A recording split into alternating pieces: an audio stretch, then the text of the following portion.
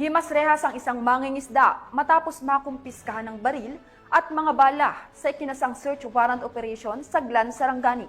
Nakatutok dyan si Patrolwoman Brilliant Jean Cabonilas.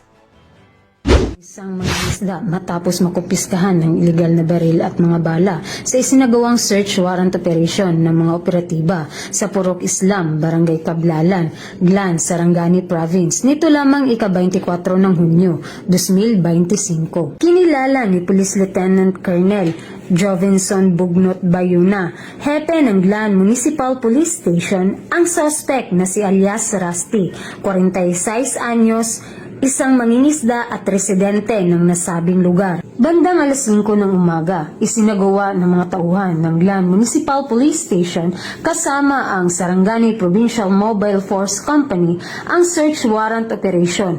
Na-recover mula sa suspect ang isang unit ng 9mm Uzi pistol at 23 ng bala. Nakumpiska din ang 2 plastic sachet ng hinihinalang shabu na may kabuuang timbang na 0.12 na gramo at nagkakahalaga ng 6,800. Iba pang drug paraphernalia.